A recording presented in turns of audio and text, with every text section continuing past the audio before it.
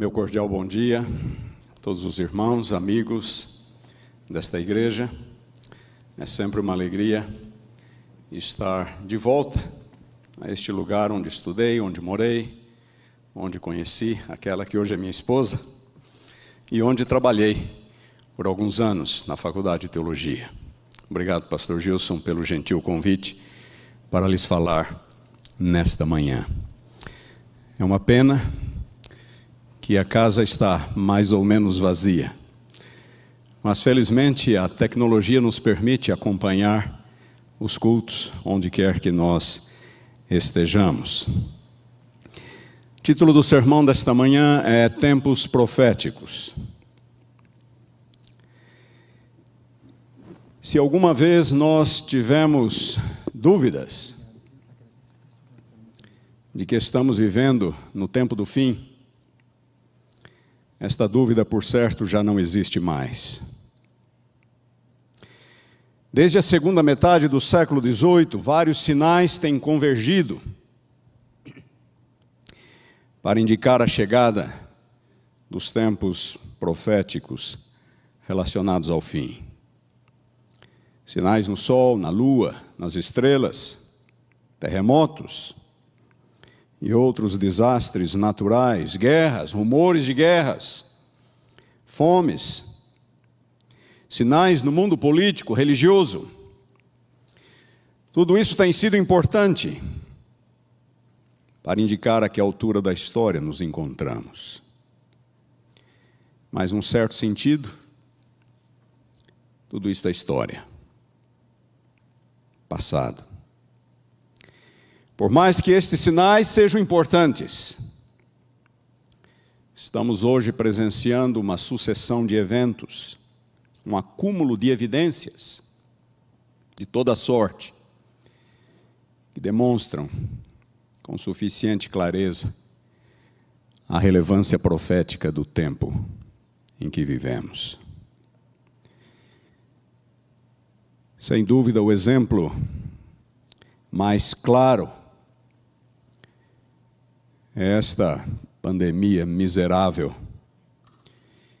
E pior que ela é a forma escandalosa como ela tem sido usada ideologicamente para difundir medo, exercer controle, diminuir liberdades, solapar valores cristãos e democráticos e promover mudanças na sociedade de acordo com ideologias sociais específicas. Ideologia é o conjunto de crenças ou doutrinas com relação ao quanto aquilo que seria ideal para a humanidade, do ponto de vista político e social.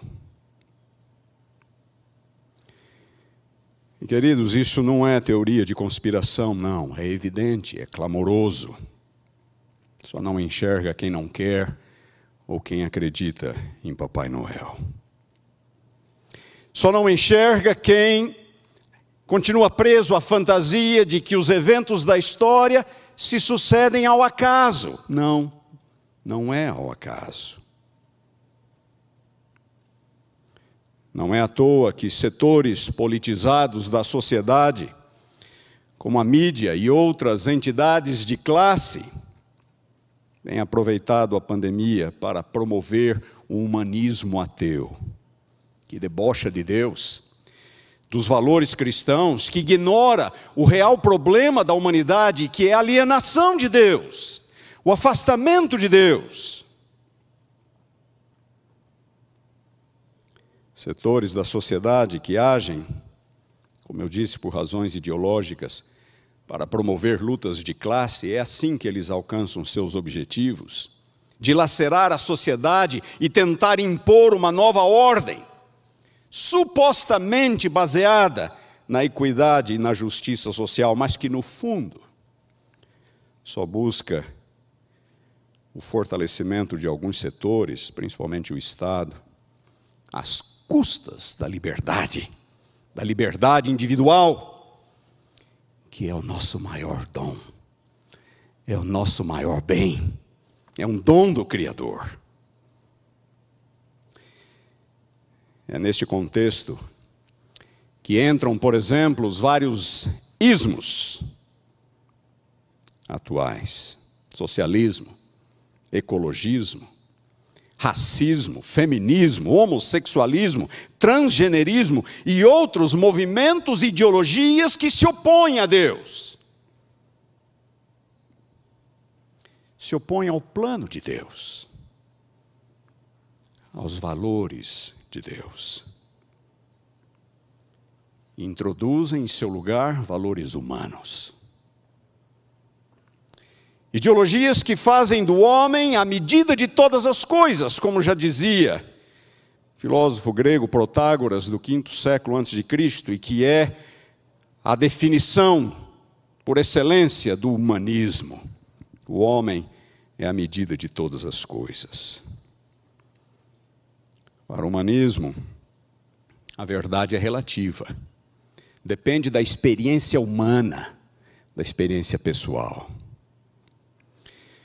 Para os humanistas, que são essencialmente ateus, e hoje em dia estamos às voltas com um suposto humanismo cristão, por mais que pareça uma contradição de termos. Mas para os humanistas, o verdadeiro problema da humanidade não é de cunho moral, não é o pecado, não é alienação com Deus, não tem nada a ver com Deus.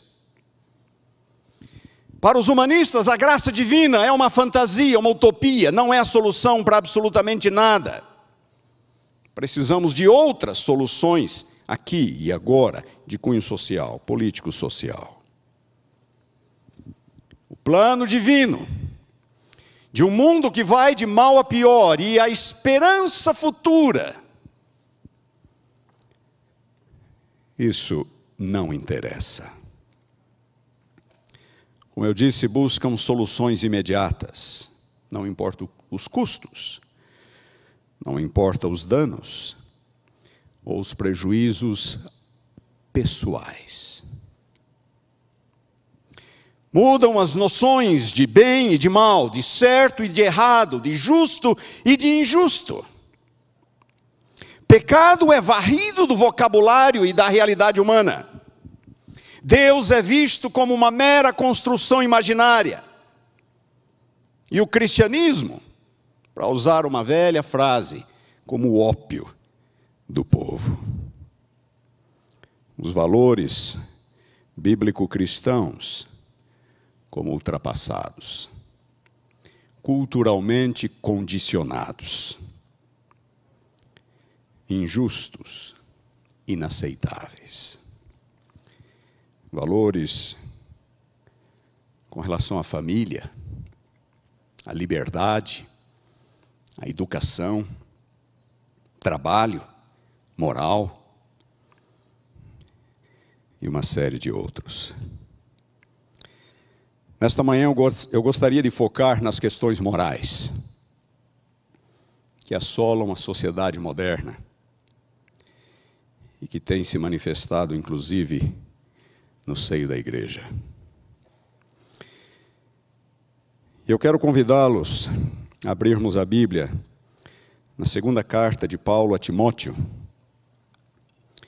no capítulo 3.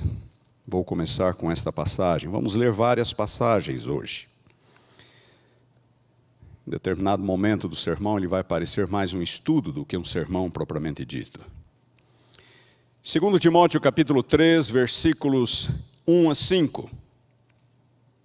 Paulo escrevendo ao seu fiel auxiliar que se encontrava em Éfeso, Paulo declara o seguinte: sabe, porém, isto, que nos últimos dias sobrevirão tempos difíceis.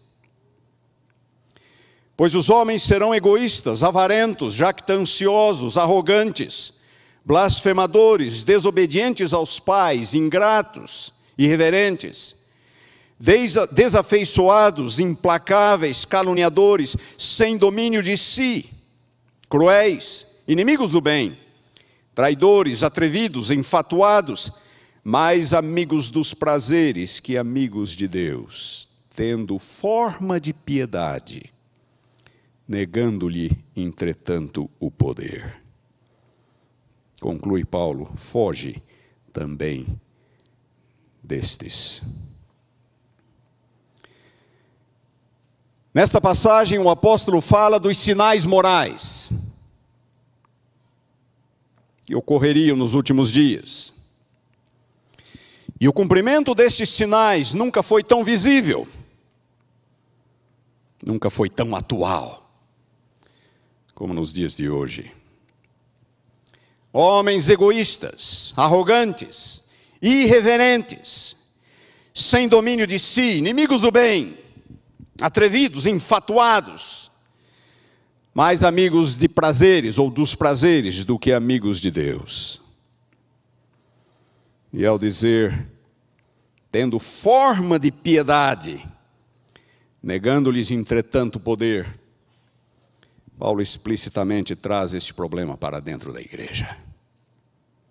Pessoas de dentro, que teriam forma de piedade, mas lhe negariam o poder. Pretensos cristãos, que agiriam desta forma, tentariam subverter valores e princípios morais, os princípios mais fundamentais da fé cristã. E agora eu quero conduzi-los numa pequena jornada histórica e bíblica. E eu quero começar com Atos capítulo 15. Eu vou tentar pintar um quadro, um cenário histórico, para que vocês possam entender bem a problemática. Vamos para Atos capítulo 15, leiamos os versículos 28 e 29. Os versículos 28 a 29 são os versículos finais de uma pequena carta. Uma pequena carta que começa no versículo 23. Uma pequena epístola. Talvez o mais antigo documento cristão, que foi escrito pela igreja de Jerusalém para as igrejas gentílicas. E nos versículos 28 e 29 nós lemos: pois pareceu bem ao Espírito Santo e a nós, da igreja de Jerusalém, incluindo-se os apóstolos, não vos impor, as igrejas gentílicas, maior encargo além destas coisas essenciais, que vos abstenhais das coisas sacrificadas a ídolos, bem como do sangue, da carne de animais sufocados e das relações sexuais ilícitas. Destas coisas fareis bem, se vos guardardes. Saúde. É como se terminavam as cartas na antiguidade. Saúde. Em Atos 15 nós encontramos a descrição do chamado Concílio de Jerusalém, que ocorreu no ano 49 da nossa era. Uma década e meia, aproximadamente, quase duas, após a ascensão de Jesus. Nos dois capítulos anteriores, capítulos 13 e 14 de Atos, nós encontramos a primeira viagem missionária de Paulo. O primeiro esforço, devidamente organizado, planejado, para ultrapassar as fronteiras judaicas com o Evangelho e alcançar o mundo pagão, o mundo gentílico.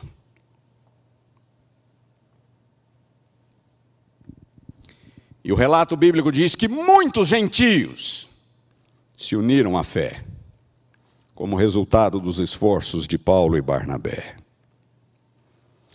Do ponto de vista ético e doutrinário, a conversão de um judeu era muito simples. Era só acreditar em Jesus como Messias, aceitá-lo como Messias. Ele já vivia como um filho de Deus, como um servo de Deus.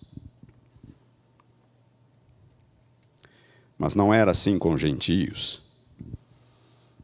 Os gentios viviam imersos no paganismo, que permeava todos os aspectos da vida, todos, do nascimento à morte, tudo, todos os afazeres, todos os momentos marcantes da vida, giravam em torno da idolatria e adoração, sacrifícios aos deuses.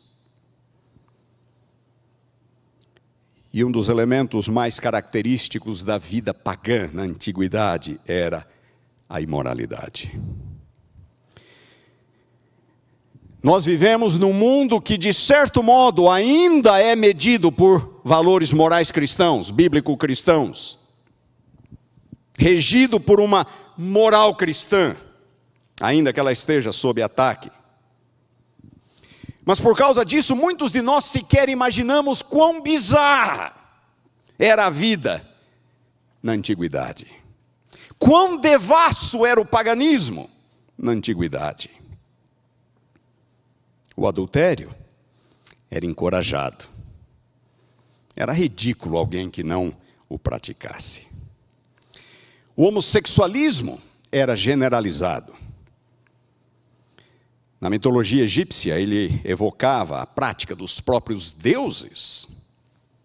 Entre os romanos, era legal, do ponto de vista da lei, era legal, desde que a parte ativa fosse um cidadão romano. O cidadão romano não poderia ser a parte passiva, e os romanos abusavam dos escravos e dos estrangeiros com absoluta frequência.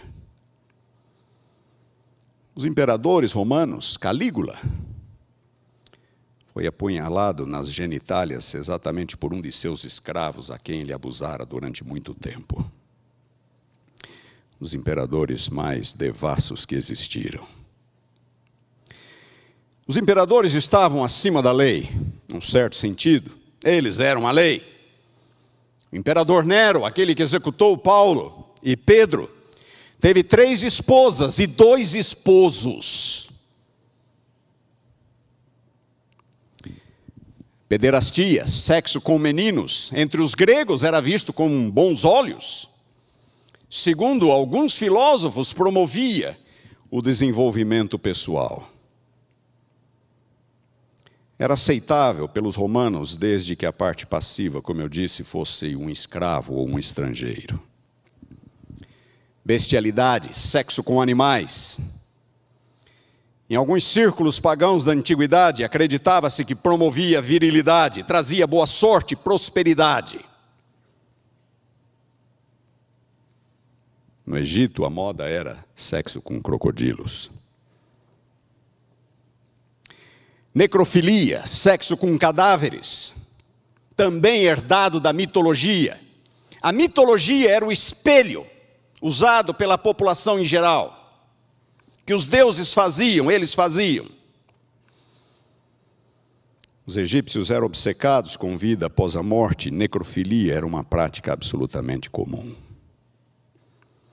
Sexo e religião, imoralidade e paganismo se misturavam numa simbiose que degradava e aviltava o ser humano, criado à imagem e à semelhança de Deus. Um dos elementos mais característicos do paganismo antigo era o culto da fertilidade.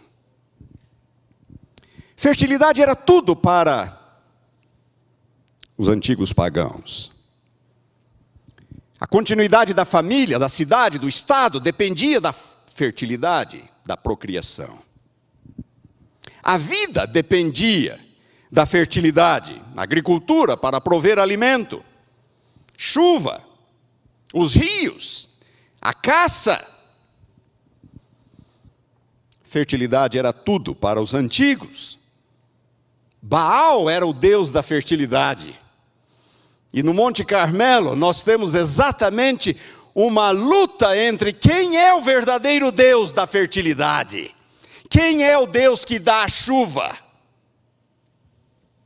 Elias e os profetas de Baal. Baal era filho de Azerá. E na mitologia cananita, Baal e Azerá, eles têm intercurso sexual frequentes. Era o paganismo antigo. O culto da fertilidade nos contextos pagãos era celebrado mediante álcool e orgias sexuais. O sexo era o símbolo, talvez, maior da fertilidade. Nos templos da fertilidade havia prostitutas cultuais, ou prostitutos homossexuais cultuais. Corinto e Éfeso, nos dias de Paulo, eram centros pagãos, onde o culto da fertilidade exercia um papel importante. Muitos adoradores vinham de longe. O escritor romano Estrabo diz que em Corinto havia mais de 1000 prostitutas cultuais, sacerdotisas do sexo.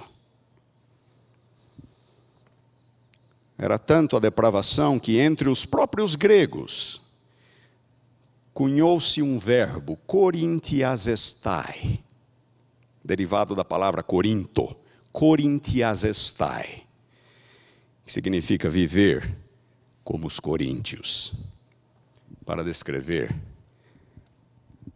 um comportamento imoral, dissoluto. Era um mundo assim, que a igreja foi chamada a evangelizar. Imaginem.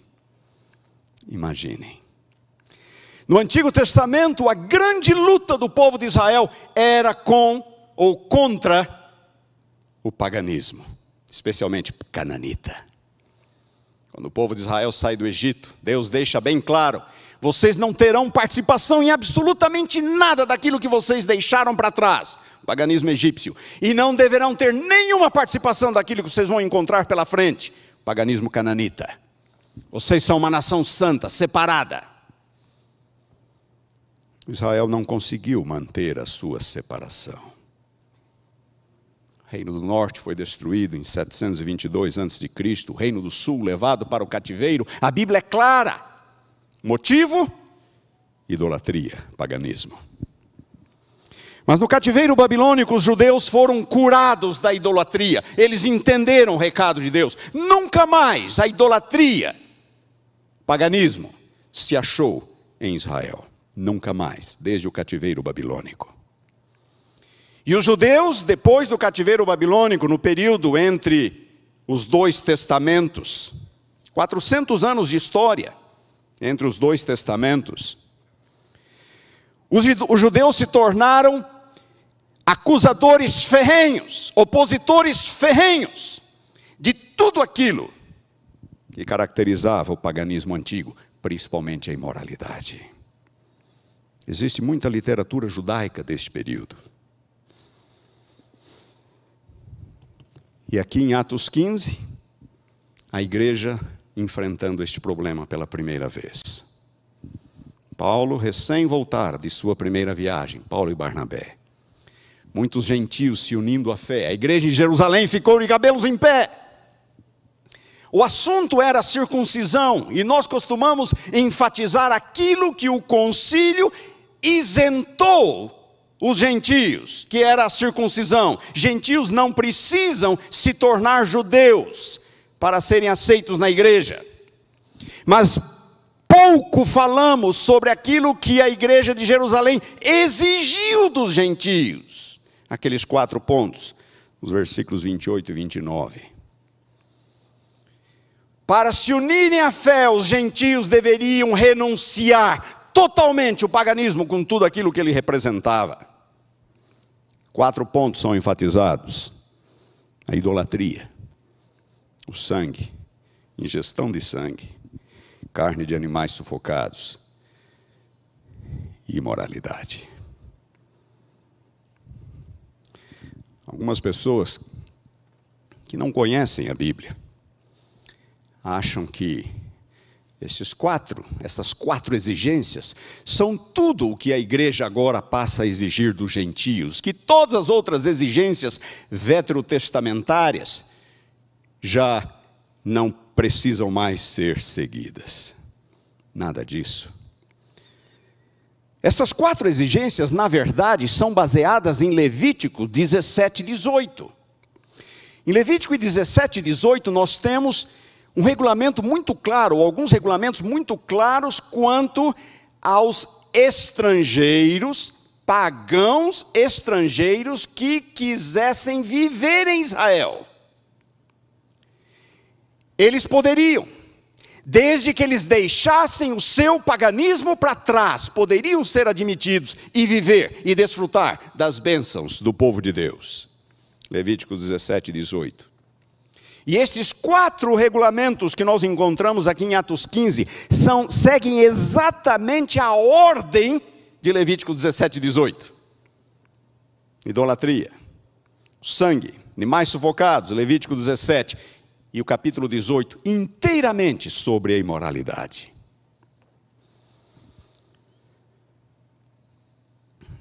Recomendo que você leia Levítico 18, posteriormente.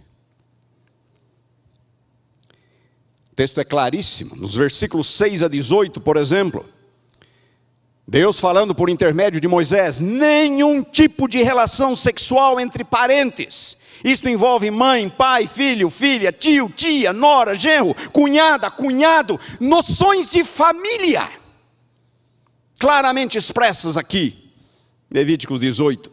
Nenhum tipo de relação entre parentes. Versículo 19, relação sexual durante o ciclo da esposa. Versículo 20, adultério.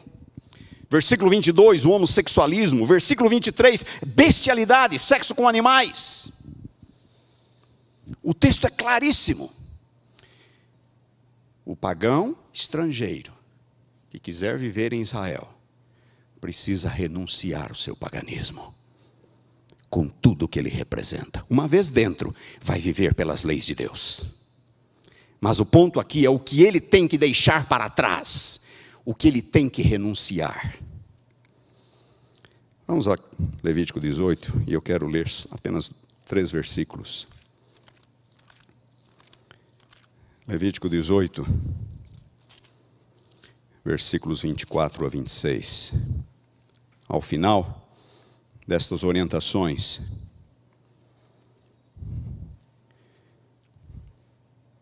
nós lemos o seguinte: com nenhuma destas coisas, Levítico 18, 24 a 26, com nenhuma destas coisas vos contaminareis, porque com todas estas coisas se contaminaram as nações que eu lanço de diante de vós. E a terra se contaminou, e eu visitei nela a sua iniquidade, e ela vomitou seus moradores. Porém vós guardareis os meus estatutos, os meus juízos. Nenhuma destas abominações fareis, nem o natural, nem o peregrino, o estrangeiro que peregrina entre vós.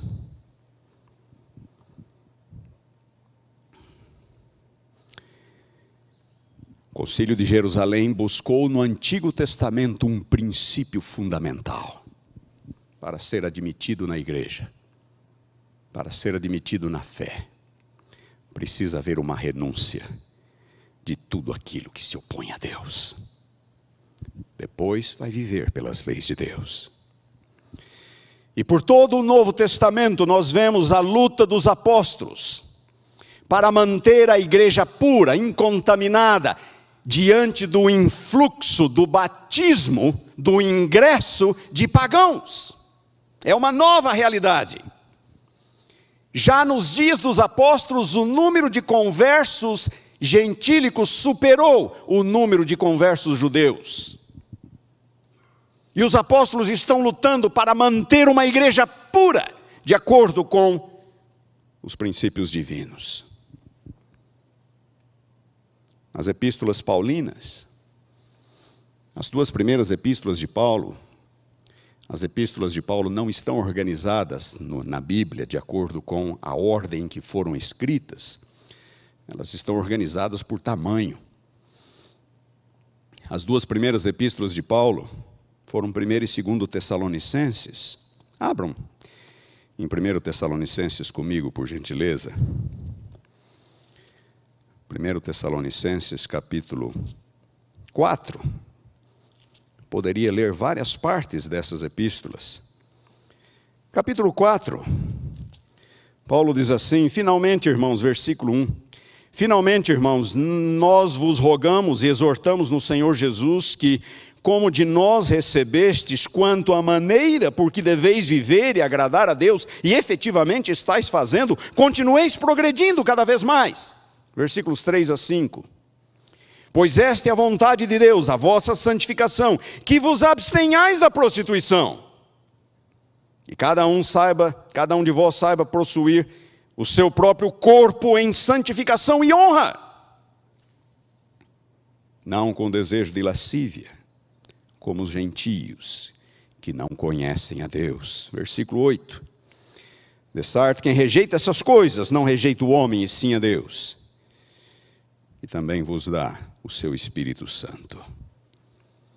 Palavras claras, fortes, absolutamente inteligíveis, à luz do contexto da época. 1 Coríntios. Corinto era a igreja mais complicada de Paulo. Pastor Gilson, eu gostaria de ser pastor de muitas igrejas, menos a de Corinto. A igreja mais complicada de Paulo. A igreja de Filipos talvez fosse a sua favorita. Leiam Filipenses. Só coisas boas. Coríntios, só coisas ruins. Capítulo 5 de 1 Coríntios, Paulo ataca de frente um caso de incesto que era tolerado dentro da igreja. Capítulo 6, versículos 9 a 11. Leiam comigo, capítulo 6, versículos 9 a 11. Ou não sabeis que os injustos não herdarão o reino de Deus? Não vos enganeis. E notem o que ele diz: nem os impuros, nem os idólatras, nem os adúlteros, nem os efeminados, nem os sodomitas, ladrões, avarentos, bêbados, maldizentes, roubadores, nenhum destes herdará o reino de Deus, diz Paulo. E agora notem o que ele diz no versículo 11. Tais fostes alguns de vós, mas vós vos lavastes. Vós fostes santificados, mas fostes justificados em o nome do Senhor Jesus e no Espírito do nosso Deus.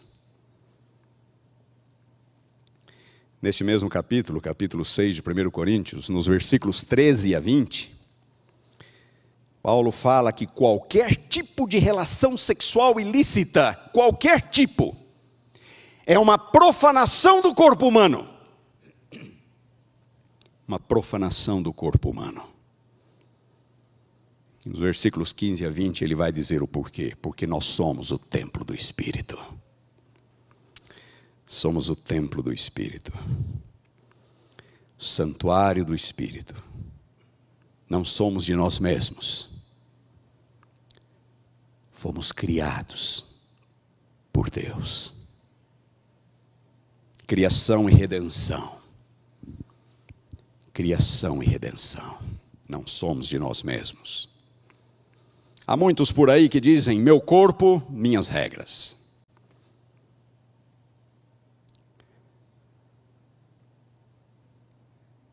Isto não se harmoniza com o princípio bíblico da criação e da redenção. Próximo capítulo, 1 Coríntios 7, versículo 2. Por causa da impureza, cada um tem a sua própria esposa e cada um seu próprio marido. 1 Coríntios 8 e 10, Paulo vai falar da idolatria, do alimento oferecido ao ídolo. E lá no capítulo 10, versículo 8, ele diz: não pratiquemos a imoralidade. A idolatria era caracterizada pela imoralidade, como eu já lhes falei. Quando vamos para 2 Coríntios, a ênfase continua, a preocupação continua. 2 Coríntios 6, Paulo fala de casamento com incrédulos. Ele diz que isto é misturar Deus com ídolos. 2 Coríntios 12, Paulo temia que alguns dos membros da sua comunidade, da igreja de Corinto, continuassem a praticar a imoralidade. Quando vamos para as demais epístolas paulinas, Gálatas, Efésios, Colossenses, a mesma preocupação. Gálatas capítulo 5, as obras da carne, prostituição, impureza, lascívia, idolatria, feitiçarias. Não herdarão o reino de Deus os que tais coisas praticam. Efésios capítulo 4, quero ler esta passagem com vocês. Efésios capítulo 4, versículos 17 e 19. Efésios 4, 17 e 19. Isto, portanto, digo, e no Senhor testifico, que não mais andeis como também andam os gentios, na vaidade dos seus próprios pensamentos, obscurecidos de entendimento, alheios à vida de Deus, por causa da ignorância em que vivem, pela dureza do seu coração, os quais, tendo se tornado insensíveis, se entregaram à dissolução, para com avidez cometerem toda sorte de impureza. Era assim que os gentios viviam. Paulo apela para que os gentios conversos de Éfeso, não mais praticassem tais coisas.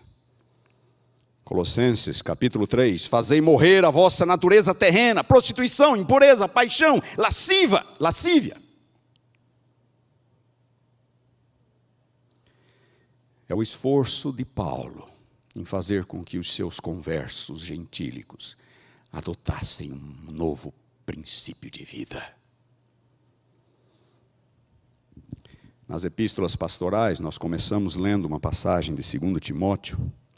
Quero ler agora uma passagem de 1 Timóteo, capítulo 1, versículos 8 a 11. Vocês se lembram, eu falei que Éfeso era um dos centros pagãos e imorais da antiguidade, do paganismo e da imoralidade. Timóteo estava em Éfeso quando Paulo escreveu essas duas cartas a ele. E nos versículos 8 a 11, logo na primeira epístola, primeiro capítulo de 1 Timóteo, Paulo fala: a que é que a lei se opõe? A lei é boa, diz ele, desde que alguém se utiliza de modo legítimo, tendo em vista que não se promulga uma lei para quem é justo. A lei é promulgada, diz Paulo, para os transgressores, rebeldes, irreverentes, pecadores, ímpios, profanos, parricidas, matricidas, homicidas.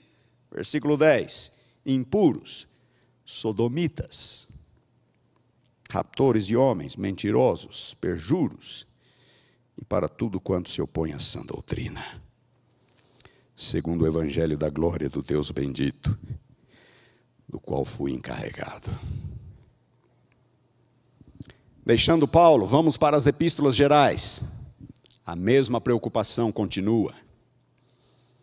1 Pedro, capítulo 1, versículos 14 a 16. Pedro ficou um bom tempo do seu ministério na Judéia, Jerusalém, nas regiões próximas a Jerusalém. Mais tarde, Pedro também começou algumas viagens missionárias. Pedro também teve que lidar com gentios. 1 Pedro, capítulo 1, 14 a 16. Como filhos da desobediência, não vos amoldeis às paixões que tinhais anteriormente, na vossa ignorância. Pelo contrário, segundo é santo aquele que vos chamou, tornai-vos santos, também vós, mesmos em todo o vosso procedimento. Porque está escrito, sede santos, porque eu sou santo. Capítulo 4. Pedro vai falar, vai continuar a sua ênfase, a santidade. Versículos 13 e 4, ele diz assim: porque basta o tempo decorrido para terdes executado a vontade dos gentios, tendo andado em dissoluções, concupiscências, borracheiras, orgias, bebedices e em detestáveis idolatrias. Por isso, difamando-vos, estranham que não concorrais com eles ao mesmo excesso de devassidão, os quais hão de prestar contas àquele que é competente para julgar os vivos e os mortos. Pois para este fim foi o evangelho pregado também a pessoas que já morreram, para que mesmo julgados na carne, segundo os homens, vivam no espírito, segundo Deus. Judas, você se lembra alguma vez de ter lido esta epístola? Ou de ter ouvido um sermão sobre Judas? Alguns de nós até têm dificuldade de achar esse livro na Bíblia, de tão pequeno que é. É o penúltimo livro, logo antes do Apocalipse. Esse Judas, aparentemente, era um dos irmãos de criação de Jesus, irmão de Tiago. Toda a epístola é dedicada a refutar os ensinos e práticas promovidos por falsos mestres. E notem o versículo 4. Pois certos indivíduos se introduziram com dissimulação, os quais desde muito foram antecipadamente pronunciados para esta condenação, homens ímpios que transformam em libertinagem a graça de nosso Deus e negam o único soberano e Senhor, Jesus Cristo. Libertinos que tinham uma visão barata da graça. Os versículos 5 e 7, Judas vai dizer como Sodoma e Gomorra, muitos se entregam à prostituição, homossexualidade. Versículo 12, ele vai dizer que alguns promoviam orgias e encontros cristãos nos lares. Versículo 15, ele se refere às obras ímpias. No 16, que eles andam segundo suas próprias paixões. E eu quero ler os versículos 17 a 19. Judas, versículos 17 a 19. Vós, porém, amados, lembrai-vos das palavras anteriormente proferidas pelos apóstolos de nosso Senhor Jesus Cristo, os quais vos diziam: no último tempo haverá escarnecedores, andando segundo as suas ímpias paixões. São estes os que promovem divisões sensuais e que não têm o Espírito. Mais uma profecia do tempo dos fins. Eu poderia falar muito ainda. Há muitas outras passagens que poderiam ser lidas. E eu quero ler mais uma. Vamos nos demorar um pouco nesta passagem. Gostaria que você nos acompanhasse. Romanos, capítulo 1.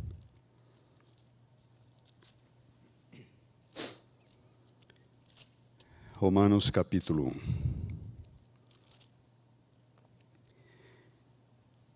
Versículos 18 a 27. O apóstolo Paulo, inspirado por Deus, traz uma denúncia contra o mundo gentílico, o mundo pagão.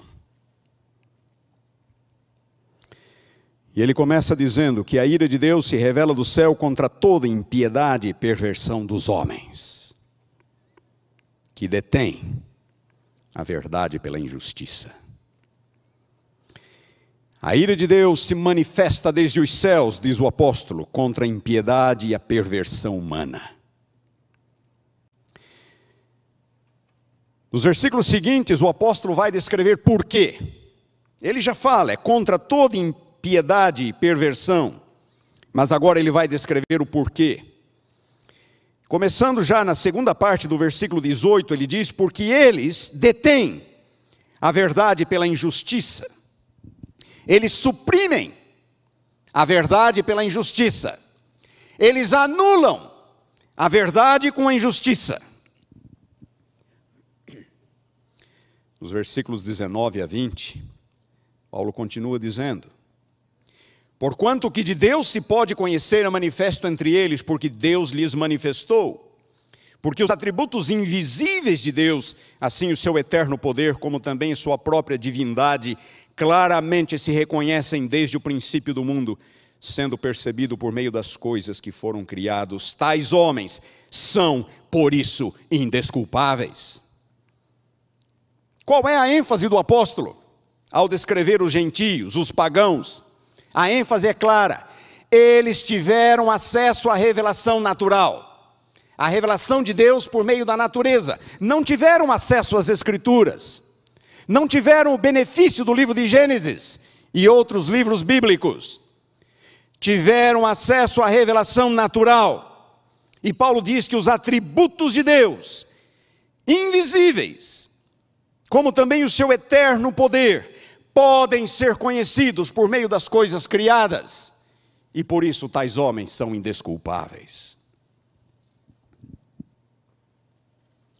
E é interessante notarmos que alguns antigos filósofos gregos já defendiam o argumento do design inteligente. Sócrates, por exemplo, ele dizia: olhem a natureza, tem de haver uma mente criadora por detrás. Os herdeiros da filosofia socrática, os estoicos, contemporâneos de Paulo, pregavam uma vida virtuosa, não tinham acesso à revelação, defendiam princípios de virtude, de vida, nos moldes daqueles que nós encontramos na Bíblia. Estes mesmos estoicos, que não conheciam a revelação escrita, acreditavam num Deus criador, e acreditavam que nós temos que viver em harmonia com este Deus criador.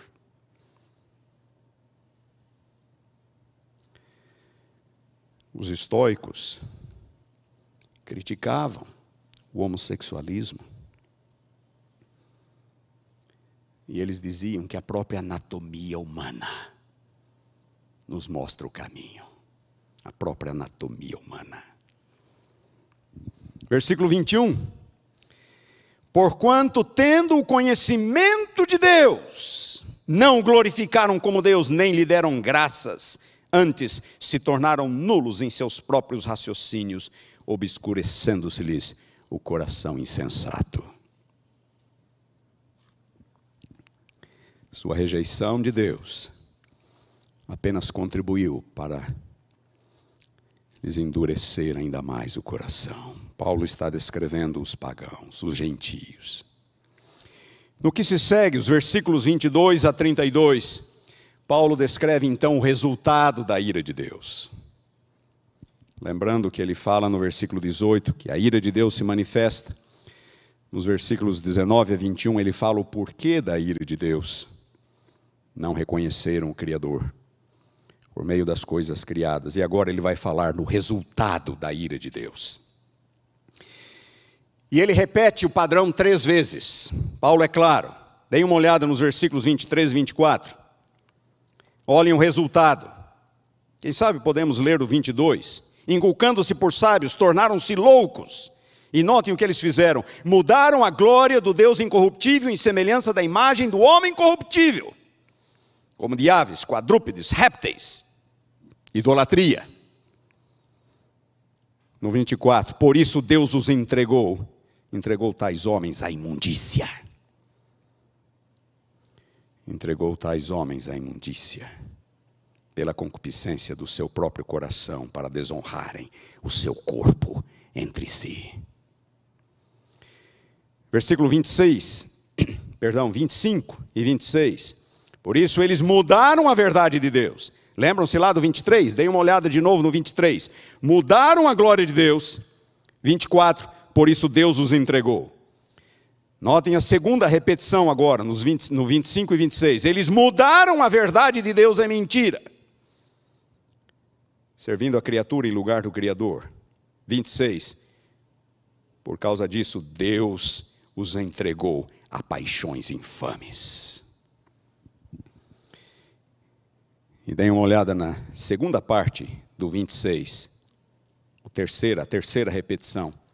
Mudaram o modo natural de suas relações íntimas, por outro contrário à natureza. E lá no versículo 28, nós vamos ler. E por isso o próprio Deus os entregou a uma disposição mental reprovável. Eles mudaram a glória de Deus, por isso Deus os entrega à imundícia. Eles mudaram aquilo que foi divinamente estabelecido, por isso Deus os entregou às suas próprias paixões. Eles mudaram aquilo que é de acordo com a natureza, o modelo da criação, por isso Deus os entregou a uma disposição mental reprovável. Em cada caso, seres pecaminosos anularam, invalidaram, mudaram a verdade, a ordem natural das coisas, revelada pela natureza, e puseram em seu lugar suas próprias noções equivocadas e pecaminosas. E Paulo foca em 2 tipos de pecados. Idolatria, que é a raiz. Paulo coloca a idolatria como sendo a raiz dos males. E o segundo, que é o que ocupa a maior atenção de Paulo, são as perversões sexuais. Versículos 24, 26 e 27.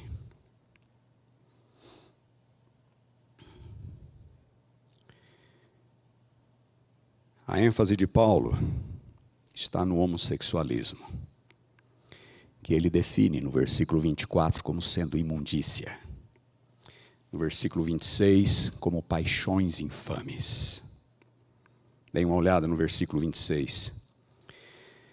Por causa disso, Deus os entregou a paixões infames, porque até as mulheres mudaram o modo natural de suas relações íntimas por outro contrário à natureza. E no 27 ele vai falar dos homens. Semelhantemente, os homens, também deixando o contato natural da mulher, se inflamaram mutuamente em sua sensualidade, cometendo torpeza homens com homens e recebendo em si mesmos a merecida punição pelo seu erro. Queridos, nesta era de intolerância, pluralismo, em que nós vivemos, é importante que ouçamos o que Paulo está dizendo. São 3 os argumentos comumente apresentados pelos defensores do homossexualismo. Eles tentam interpretar Paulo como se o que Paulo condenasse fosse apenas o sexo contrário à natureza da pessoa. E Paulo diz, é contrário à natureza. Então eles dizem, o que Paulo condena é aquilo que é contrário à natureza da pessoa, do indivíduo. Portanto, se uma pessoa é heterossexual, sexo com pessoa do mesmo sexo seria contrário à natureza dessa pessoa. Por conseguinte, errado. Da mesma forma, se uma pessoa é homossexual, sexo com pessoa de outro sexo seria contrário à natureza dessa pessoa e, portanto, errado. Paulo, porém, não advoga essa noção individualizada de natureza. O termo grego utilizado por Paulo aqui, natureza, natural, está de acordo com o ensino bíblico. Aquilo que é natural é aquilo como foi criado por Deus. Encontramos esta ênfase no Antigo Testamento. A atividade homossexual é uma deturpação da criação original de Deus, em algo totalmente diferente daquilo que Ele idealizou. E prestem atenção, nos versículos 26 e 27, Romanos 1, as palavras aqui utilizadas por Paulo para homem e mulher, não são as palavras comuns para homem e mulher. São as mesmas palavras que encontramos em Gênesis capítulo 1, versículo 27. Quando diz que Deus criou o homem à sua imagem e semelhança. Homem e mulher os criou. As palavras que Paulo usa aqui são as mesmas que aparecem lá. E não são as palavras normais para homem e mulher. São as palavras para macho e fêmea. A ênfase não é só no gênero, é na anatomia. É na anatomia. Deus criou o macho e Deus criou a fêmea. Essa noção individualizada de natureza que alguns proclamam, não está em harmonia com as Escrituras. Outro argumento é o de que o que Paulo condena é apenas o uso violento da prática homossexual, como meio de controle, de humilhação ou de prazer unilateral. Ou seja, Paulo seria apenas contra o abuso sexual de outra pessoa do mesmo sexo e não contra o ato consensual. Não. O ato consensual é uma expressão de amor, dizem eles. Paulo não está condenando o ato consensual. Tal leitura também não se sustenta. No versículo 27, se vocês prestarem atenção, Paulo diz, eles deixaram. Eles deixaram. Este verbo está na voz ativa. Para qualquer pessoa que conhece a língua portuguesa, sabe que a voz ativa é uma ação intencional. Eles deixaram. É uma ação voluntária. deixando o contato natural da mulher, escolheram. No mesmo verso 27, a construção se inflamaram mutuamente na sua sensualidade. Explicitamente se refere a uma ação consensual. Paulo está condenando a ação consensual.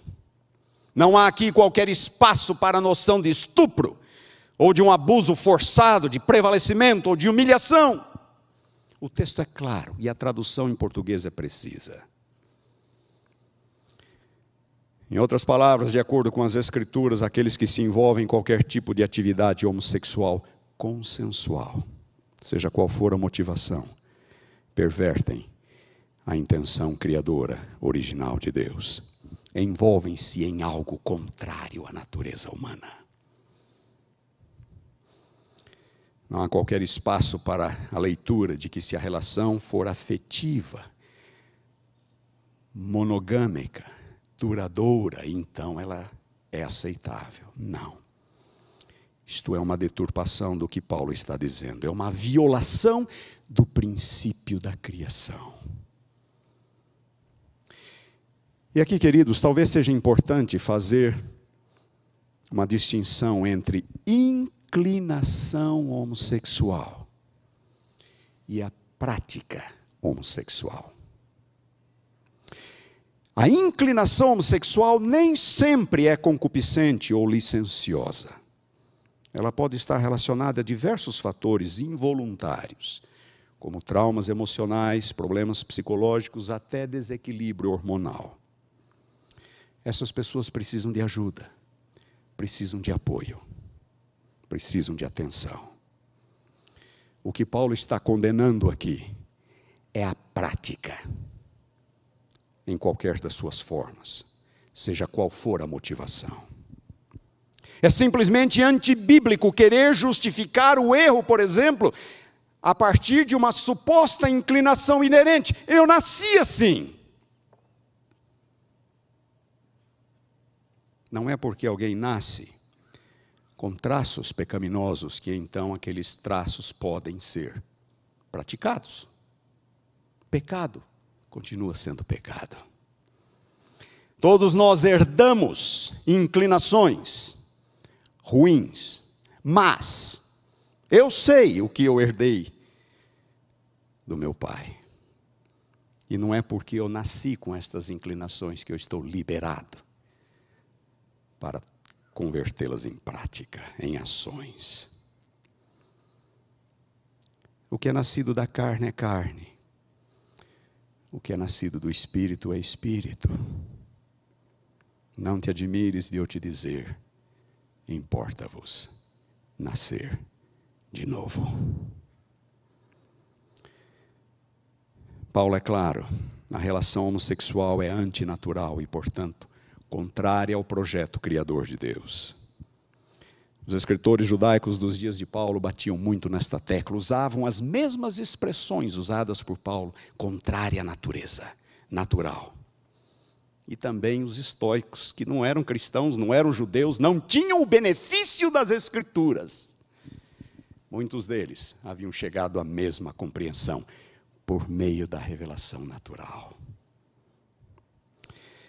E o elemento antinatural do homossexualismo é óbvio, e eu não preciso me deter aqui. É contrário à anatomia humana. É contrário à anatomia humana. E se fosse a regra, a raça humana entraria em extinção. Não é natural.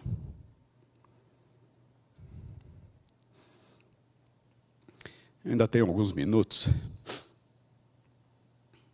Sabem como que os antigos pagãos justificavam a prática homossexual? Eles utilizavam os argumentos mais bizarros possíveis. Alguns deles diziam que a conjunção dos astros no momento do nascimento explica por que alguns nascem com inclinação homossexual. O argumento mais comum, porém, era um apelo à mitologia, às histórias dos deuses, como, por exemplo, o argumento de Aristófanes, um poeta grego do 5º para o 4º século antes de Cristo. E ele dizia uma história muito interessante. Ele dizia que, no princípio, os deuses criaram 3 criaturas, arredondadas, com 4 pernas, 4 braços cada uma, uma criatura masculina, uma criatura feminina e uma criatura híbrida, masculina e feminina. Os deuses, no princípio, criaram 3 criaturas. Ok? Todas arredondadas, todas tinham 2 rostos, um pescoço cilíndrico, todas tinham 2 órgãos sexuais, 4 pernas e 4 braços. Uma criatura era toda masculina, outra criatura toda feminina e outra criatura meio masculina, meio feminina. Por haverem conspirado contra os deuses, então estes, sob a liderança de Zeus, que é o Deus supremo na mitologia grega, eles decidiram punir essas criaturas, cortando-as ao meio. Assim, aquela criatura masculina produziu 2 homens. Aquela criatura feminina, cortada ao meio, produziu 2 mulheres. E aquela criatura híbrida, meio masculina, meio feminina, cortada ao meio, produziu 1 homem e 1 mulher. Vocês estão acompanhando por enquanto? 3 criaturas, uma masculina, uma feminina e uma híbrida. Cortadas ao meio, a masculina produziu 2 homens, a feminina produziu 2 mulheres, e a híbrida produziu 1 homem e 1 mulher. Continua Aristófanes. É por isso que alguns homens gostam de homens, e algumas mulheres gostam de mulheres, e alguns homens gostam de mulheres, e vice-versa. Ou seja, todos estão em busca da sua outra metade. Todos estão em busca da sua outra metade. Os homens que buscam homens são as 2 partes daquela primeira criatura masculina, tentando encontrar a sua outra metade. As mulheres que buscam mulheres são as 2 partes daquela criatura feminina, tentando encontrar a sua outra metade. E os homens, os heterossexuais, os homens que buscam mulheres, as mulheres que buscam homens, são aquelas 2 partes da terceira criatura, tentando procurar se reaproximar uma da outra. Irmãos, o ponto aqui é claro. Além da bizarrice da explicação, o ponto é claro. É isto que acontece quando criamos deuses à nossa imagem e à nossa semelhança. Paganismo nada mais é do que deuses criados à imagem e à semelhança humana. Uma noção degradada de Deus resulta numa noção degradada da criação, que por sua vez resulta numa noção degradada do ser humano e da vida humana. Quando os deuses não passam de projeções daquilo que somos e fazemos, tudo se torna válido. Não há limites para as loucuras e depravações humanas. Quando os deuses não passam de projeções daquilo que nós pensamos, não há limites. Não há limites para as loucuras e depravações humanas. Lições para hoje. Aqueles que hoje em dia advogam o homossexualismo ou qualquer outro tipo de liberdade sexual fora dos padrões bíblico-cristãos, sem exceção, ou não acreditam em Deus, ou mantêm uma visão terrivelmente equivocada acerca de Deus e das Escrituras. Por detrás do homossexualismo e de praticamente todos os demais ismos que nos cercam, está uma visão humanista, antropocêntrica, é o homem no centro, não é Deus no centro. Não é Deus e o seu projeto criador no centro, como apresentado nas Escrituras. No humanismo secular, rejeita-se a própria existência de Deus. A maioria, hoje, são ateus que não acreditam em Deus. Centros universitários estão recheados de humanistas ateus. Grupos políticos partem de premissas humanísticas que ignoram, desconhecem, anulam a Deus. E como eu disse, estamos às voltas agora com o humanismo cristão, por mais que isto seja contraditório. No humanismo secular, rejeita-se a existência de Deus. No humanismo cristão, rejeitam-se os absolutos de Deus. A verdade é vista a partir da experiência humana. As pessoas podem escolher viver como viverem, como quiserem. As pessoas podem fazer o que quiserem. O livre-arbítrio é um dom de Deus. Ele nos deu esse dom. Cada um pode usá-lo da sua forma. Mas a Bíblia diz, todos teremos que prestar contas a Deus daquilo que fazemos. Querem fazer o que quiserem? Podem. Mas não venham querer dizer que isto é compatível com as Escrituras ou com a fé cristã. Não é. Nós não interpretamos a Bíblia a partir da experiência humana, é o contrário. Nós interpretamos a experiência humana a partir da Bíblia, a partir dos absolutos de Deus.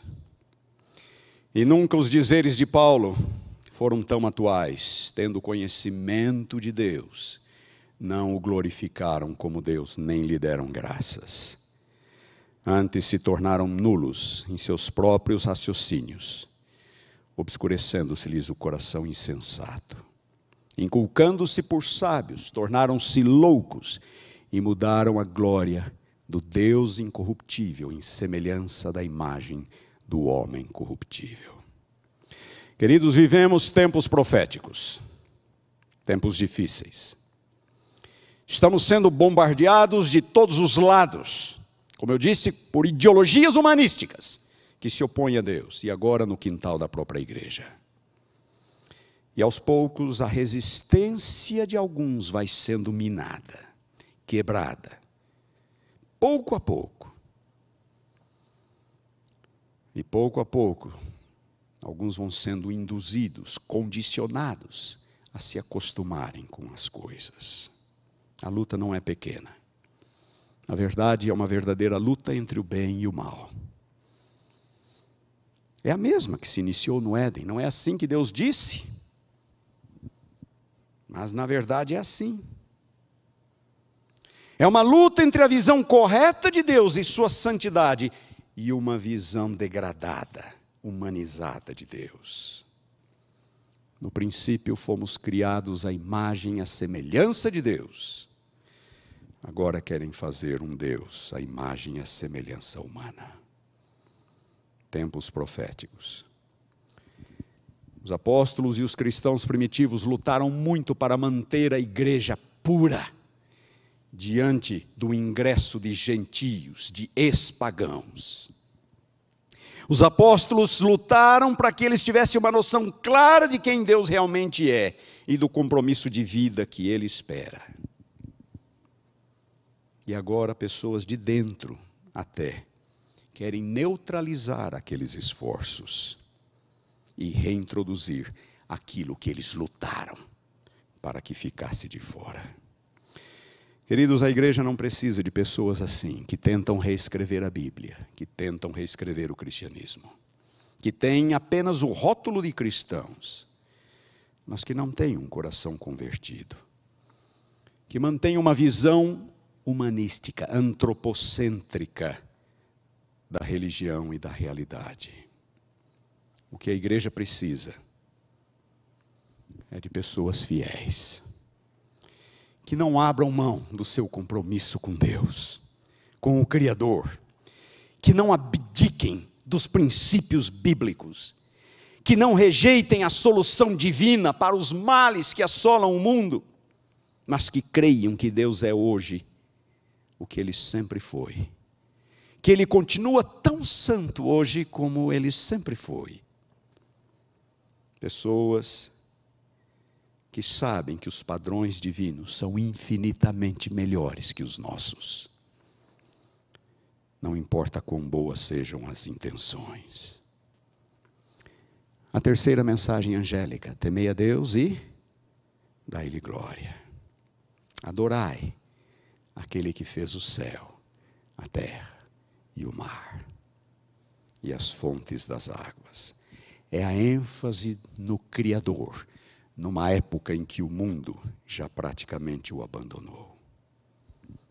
Neste mundo, o apelo lá de Levíticos, e que é repetido por Pedro, continua ecoando: sede santos, porque eu sou santo.